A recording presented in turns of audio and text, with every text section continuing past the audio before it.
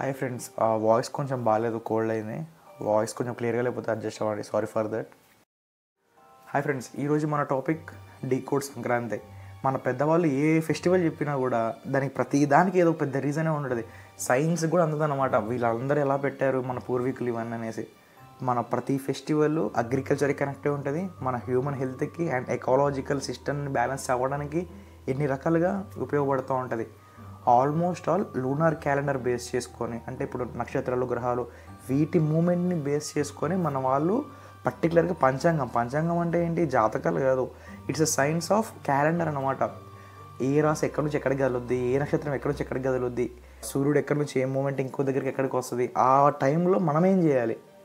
మన వాళ్ళు జస్ట్ అలా చెప్పేసి ఊకోలేదు, ఆ టైంలో నువ్వేం చేయాలి, ఇలా ఫెస్టివల్స్ రూపంలో పెట్టేశారు. మన భారతదేశంలో సంక్రాంతికి చాలా అంటే చాలా ప్రాముఖ్యత ఉంది. ఒక మంచి స్టోరీ చెప్తా వినండి. సూర్యభగవానుడు అంటే తన కుమారుడైన శనిదేవుని చూడడానికి మకర రాశి దగ్గరికి వస్తాడు. మకర రాశి అంటే తన ఇల్లు అనమాట, శనిదేవుడిది అలా అనుకుందాం.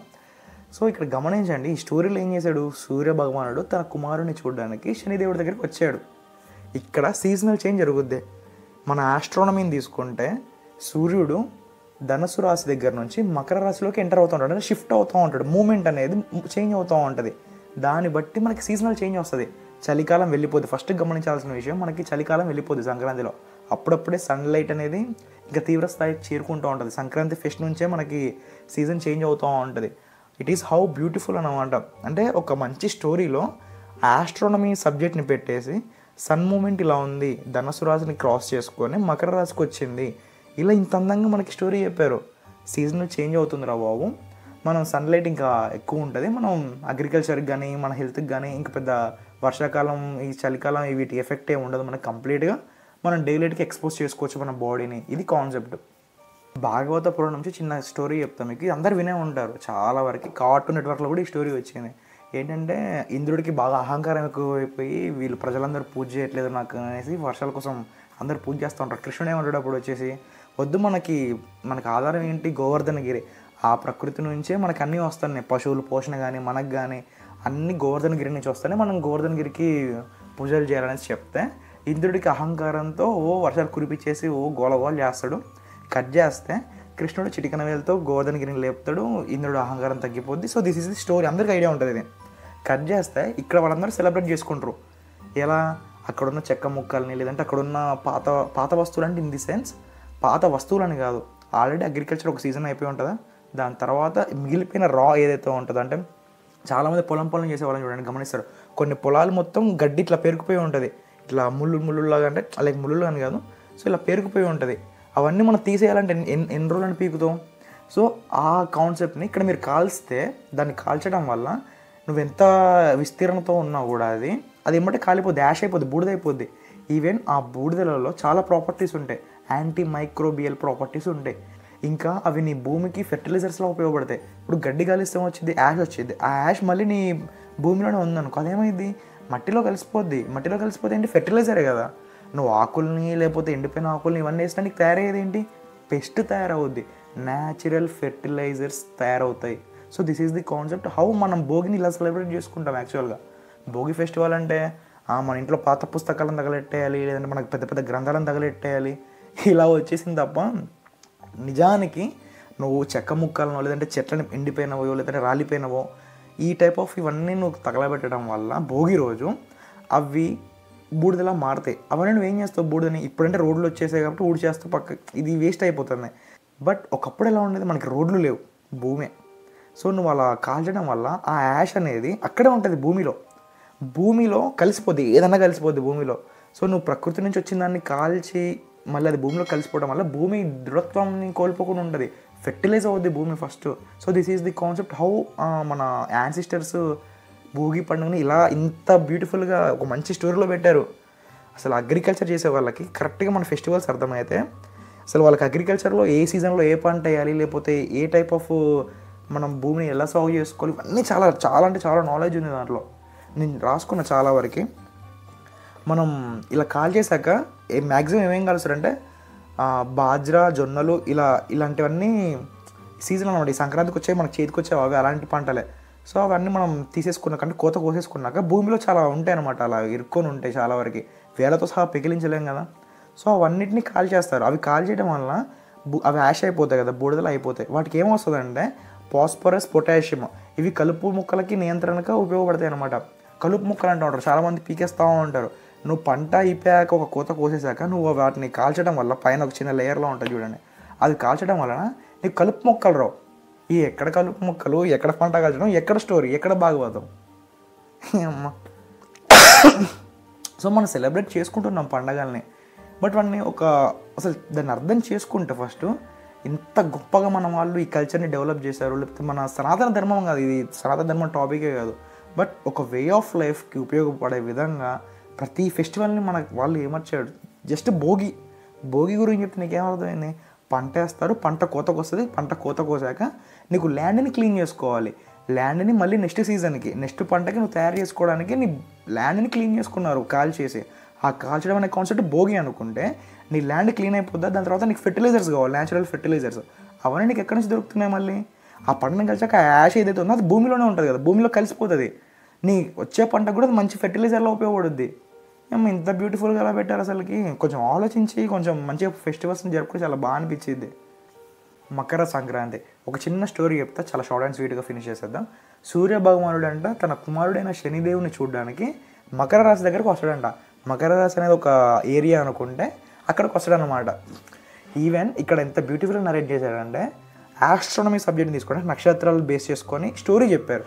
ఎలా అంటే సూర్యుడి మూమెంట్ అనేది మకర రాశి దగ్గర నుంచి నీకు శని గ్రహం దగ్గరికి వచ్చింది. ప్లానెటరీ మోషన్స్ ఇవి, గ్రహాల కదలికలను బట్టి నీకు ఒక క్యాలెండర్ ఇచ్చారు, నీకు ఒక పంచాంగం ఇచ్చారు. దాన్ని బట్టి నీకు సీజన్ చేంజ్ అయిందని చెప్పారు. సీజనల్ చేంజ్ ఎలా అయింది? ఇప్పుడు వచ్చే ఫెస్టివల్ అంటే సంక్రాంతి, మకర సంక్రాంతి అంటారు. సూర్యుడు ఎక్కడి నుంచి ఎక్కడికి వచ్చాడు? మకర రాశి దగ్గరికి వచ్చాడు. మకర రాశి దగ్గరికి ఎలా షిఫ్ట్ అయ్యాడు? ధనస్సు రాశి నుంచి షిఫ్ట్ అయ్యాడు. షిఫ్టింగ్ ఆఫ్ రాశులు అనమాట. ఇలా షిఫ్ట్ అవ్వటం వల్ల నీకు సీజన్ చేంజ్ అయింది. So this is concept. How అసలు ఎలా పెట్టారు చూడండి ఎంత బ్యూటిఫుల్గా. నీకు ఒక మంచి స్టోరీలో నీకు ఒక ఫెస్టివల్ని పెట్టారు. ఈ ఫెస్టివల్ దేనికి నువ్వు సెలబ్రేట్ చేసుకోవాలి. ఎందుకు? నీకు ఇప్పటి నుంచి డే లైట్ అనేది ఎక్కువ ఉంటుంది, నీకు సూర్యరశ్మి అనేది చాలా పుష్కలంగా దొరుకుద్ది. సో నువ్వు నెక్స్ట్ సీజన్లో పంట వేసుకోవడానికి చాలా ఫ్రీగా ఉంటుంది. నీకు కంప్లీట్గా చలికాలం వెళ్ళిపోయిందని ఒక సిగ్నల్ ఇది. సో దాన్ని బేస్ చేసుకొని మన సంక్రాంతి ఫెస్టివల్ని జరుపుకుంటాం. దీన్ని నార్మల్ స్టోరీలా కాకుండా ఆస్ట్రానమీ సబ్జెక్ట్లో చూడండి. ఎలా అంటే మనకి స్టార్స్ మూమెంట్ని బట్టి, ఆకాశంలో ఉన్న ప్లానెట్స్ మోషన్ని, సూర్యుడి మోషన్ని బట్టి మనకి స్టోరీని చెప్పారు. సూర్య భగవానుడు రావటం అనేది ఇక్కడ ఏంటి, సన్ మూమెంట్ అనేది నీకు మకర రాశిలో షిఫ్ట్ అయింది. అందుకని మకర సంక్రాంతి అంటారు. మకర రాశిలోకి రావటాన్ని మకర సంక్రాంతి రూపంలో నీకు చెప్పారు స్టోరీలో. ఇక్కడ ఏమైపోయింది, చలికాలం అనేది కంప్లీట్గా వెళ్ళిపోయింది. చలికాలం వెళ్ళిపోయిందంటే నీకు సీజన్ చేంజ్ అయింది. ఈ సీజన్లో నువ్వు ఏ పంట వేయాలి, ఎలాంటి పంట వేస్తే నీకు బాగుంటుంది, మన ఇక్కడ లైఫ్ ఎలా ఉంటుంది, ఎకలాజికల్ బ్యాలెన్స్ ఎలా అవుద్ది, నువ్వేం చేయాలి, ఈ సీజన్ తర్వాత నువ్వేం చేయాలి. సో కంప్లీట్గా ఇవన్నీ నీకు ఒక మంచి స్టోరీలో పెట్టారు. మన వాళ్ళు రాసింది పంచాంగం కాదు, ఓన్లీ పంచాంగం క్యాలెండరు, పండగల క్యాలెండర్ ఇది కాదు. వాళ్ళు రాసింది లైఫ్ సైన్స్. నీకు ఆకాశంలో నీకు కనిపించకుండా దాక్కున్న నక్షత్రాలు, వాటి కదలికలను గమనించి ఏ కాలంలో ఏ పండుగ వచ్చింది, ఆ పండగప్పుడు నువ్వేం చేయాలి. పండగ అంటే ఫెస్టివల్ అని అర్థం తీసుకోకు. పండగ అంటే నీ జీవన విధానానికి ఒక మెట్టు. ఎందుకంటున్నా అంటే ఆ పండగ రోజు నువ్వు పాటించాల్సిన పక్కా కొన్ని విషయాలు ఉంటాయి. అవి పాటిస్తే అవి నీ బాడీని, నీ హెల్త్ని, ఇవన్నిటిని బ్యాలెన్స్ చేస్తూ ఉంటుంది. ఇక్కడ ప్రతి జీవి బాగుండాలని చెప్పేసి వాళ్ళు ఇంత మంచిగా పెట్టారు. ఏ కాలం వచ్చింది, ఏ కాలంలో ఏ పండుగ జరుపుకోవాలి, ఏ పండగకి ఏ పంట వేసుకోవాలి, నువ్వు ఎలా బ్రతకాలి, ఇంత గొప్పగా ఏదైనా చెప్పుద్దా? మన హిందూ ధర్మం చెప్పింది. And finally Kanuma. ఇక్కడ ఒక చిన్న స్టోరీ చెప్తా. నందీశ్వరుడిది అండ్ శివుడిది, శివపురాణంలో కానీ ఇంకా వేరే పురాణంలో కూడా ఇది వచ్చి ఉంటుంది. ఏంటంటే ఇక్కడ మన భూమి మీద ప్రతి ఒక్క జీవి చాలా కష్టజీవి అని ప్రతి ఒక్క జీవి వల్ల ఇంకో జీవికి హితం ఉంటుంది, అంటే మంచి జరుగుతూ ఉంటుంది. మనం ఇక్కడ అగ్రికల్చర్లో ఏం తీసుకుంటాం మెయిన్గా, ఒకప్పుడు, ఇప్పుడు అంటే ట్రాక్టర్స్ వచ్చేసాయి. ఒకప్పుడు మన లైఫ్ ఎలా ఉండేది, పశువుల్ని వాడుకునే వాళ్ళం, లైక్ ఎద్దుల్ని కానీ, ఆవుల్ని కానీ, మేకల్ని కానీ. సో ప్రతి దానికి మనం వాడుకునే వాళ్ళం. ఎలాగా, వ్యవసాయం చేసేటప్పుడు దున్నడానికి, పొలం దున్నడానికి కావాలా, మళ్ళీ ఆ పొలం దున్నాక సరుకు మొత్తం వచ్చేసాక మనకి మళ్ళీ వాటిని ట్రాన్స్ఫర్ చేయడానికి, అంటే ఇక్కడ నుంచి ఇంకో ప్లేస్కి తీసుకెళ్ళడానికి కూడా మనకి పశువులు కావాలి. సో ప్రతి జీవిని మనం యూస్ చేసుకునే వాళ్ళం. యూస్ అంటే ఇక్కడ ఏదో బలవంతంగా యూస్ చేసుకోవడం కాదు, వాటి అవసరం మనకుంది, మన అవసరం వాటికి ఉంది. అంటే వాటిని చూసుకునే విధానం కానీ, లేదంటే వాళ్ళ ఫుడ్ కానీ, లేదంటే వాటిని శుభ్రం చేసే విధానం కానీ, ఒక జీవికి హెల్త్ ఇష్యూ వచ్చిందనుకో, ఏదైనా రోగం వచ్చిందనుకో మనం టేక్ కేర్ చేస్తాం, ఎందుకంటే అది మన పశువు. ఇప్పుడు మన ఇంట్లో మనకు చిన్న కుక్క పిల్లకి పెంచుకుంటే ఎలా ఎంత ఎమోషనల్ కనెక్ట్ అయి ఉంటాం, అలాగే ఒకప్పుడు పశువులన్నీ అలా ఉండేవి అన్నమాట.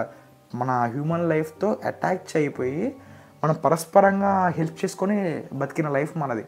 అగ్రికల్చర్ దగ్గర నుంచి మనం ఇంకో ప్లేస్కి వెళ్ళడానికి కూడా చాలా ఎడ్ల బండ్లు ఇవే కట్టించుకునే వాళ్ళం అప్పుడు, గుర్ర బండ్లు, ఎడ్ల బండ్లు. స్టోరీ కట్ చేద్దాం. ఒకరోజు నంది శివుడి దగ్గరికి వెళ్ళి ఇలా అంటాడు అన్నమాట, ప్రభు మనుషులందరూ పశువులని గౌరవించడం మానేశారు, ఒక చిన్న అపార్థం వలన మమ్మల్ని తప్పుగా చూస్తున్నారు, మేము వ్యవసాయం చేసే క్రమంలో చాలా ఉపయోగపడతాం కదా, మాకెందుకో తగిన గౌరవం ఇవ్వట్లేదు, మమ్మల్ని ఇలా చూస్తున్నారని చెప్పేసి అడుగుతాడు. అప్పుడు శివుడు అన్నాడు, ఇది నిజమే అని చెప్పేసి వీళ్ళందరికీ వరం వేసాడు అనమాట.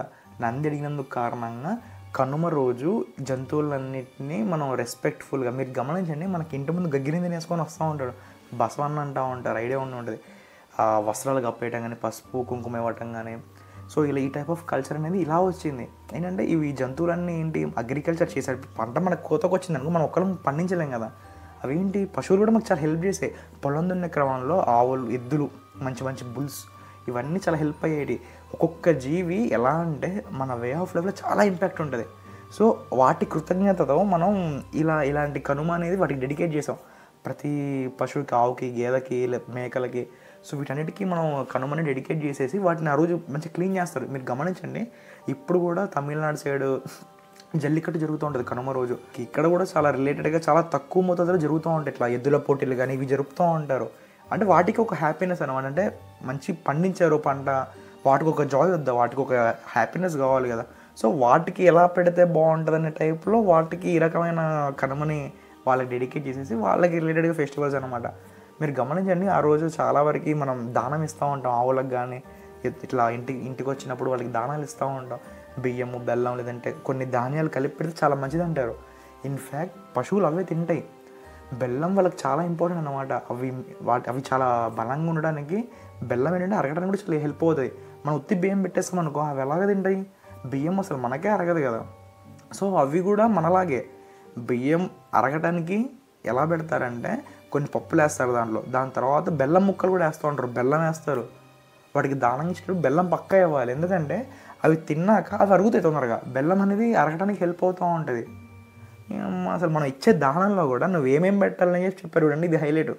పక్కా బెల్లం ముక్క పెట్టే నువ్వు గోమాతకు కానీ వీటికి కానీ పెట్టాలి నువ్వు, ఎందుకంటే వాటి హెల్త్, వాటికి అరగకుండా నువ్వు పెట్టేసావు అనుకో, నీకు ఏదో బాగా ప్రేమ వచ్చేసిందని చెప్పి నువ్వు పెట్టేసావు అనుకో, ఎలాగా దానికి డైజెస్టివ్ సిస్టమ్ ఖరాబ్ అవుతుంది ఆ ఆవుకి.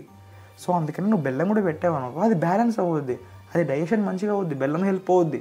సో ఇలా నువ్వు దానంలో కూడా నువ్వేమి ఇవ్వాలని చెప్పారు, దండం పెట్టాలి అసలుకి మన వాళ్ళకి.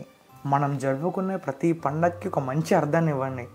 చాలా గొప్పగా అంటే చాలా చాలా చాలా గొప్పగా బతికిన దేశం. ప్రతి సంస్కృతి సాంప్రదాయానికి చాలా అర్థం ఉంది. సో అవన్నీ తెలుసుకోండి, ఫస్ట్ తెలుసుకొని వాటిని ఆచరించండి. ఫస్ట్ తెలుసుకోండి చాలు, తెలుసుకొని ఎందుకు చెప్పారు, మనం ఏం చేయాలి, ఎలా చేస్తున్నాం, ఎందుకు చేయాలన్న ఒక క్వశ్చన్ వేసుకుంటే ఇప్పుడు మనం చేసేది కరెక్టా రామో మీకు అర్థమైపోద్ది. సో ఇప్పుడు కాలానికి తగ్గట్టు మనం దీన్ని ఎలా అప్డేట్ చేయాలి, అప్డేట్ అంటే నువ్వేం చేయాల్సిన పని లేదు, ఆ కాన్సెప్ట్ ఏదైతే ఉందో దాన్ని ఇప్పుడు ఎలా అప్లై చేయాలని ఆలోచించు, సరిపోతుంది. చాలా గొప్పగా బతికిన దేశం. నాకైతే గూస్ బంప్స్ వస్తున్నాయి చెప్తుండే, అంటే ఇన్ని పెట్టారా మన వాళ్ళు ఫెస్టివల్స్లో కానీ, మన ఆచారాస్లో కానీ, డే టు డే ఏం చేయాలని చెప్పేశారు, ఇన్ని చెప్పేశారు. అమ్మ ఎలా చెప్పారా బాబు, ఒక వే ఆఫ్ లైఫ్ని మనకి ఇంత మంచి ట్రెడిషన్లో, కల్చర్లో ఇమర్చారు. సో ఇవన్నీ తెలుసుకోండి, మంచిగా పాటించండి. ఇప్పుడు మూర్ఖుల్లా ఉన్నాం మనం, ఇకపై కొంచెం అన్న మారదాం. Thank you. సో మంచిగా హ్యాపీగా ఎంజాయ్ చేయండి అందరూ. హ్యాపీ సంక్రాంతి. చివరి వరకు ఈ వీడియో చూసామంటే నీకు ఎక్కడో విషయం నచ్చే ఉంటుంది. సో సబ్స్క్రైబ్ చేయి. Thank you very much. సర్వం శివం జగత్. ప్రతి కంటెంట్ ఇలాగే ఉంటుంది, ప్రతి వీడియో నీకు ఎక్కడొక్కడ ఒక్క చిన్న యూజ్ అని ఉంటుంది నా video. So I promise you. Thank you.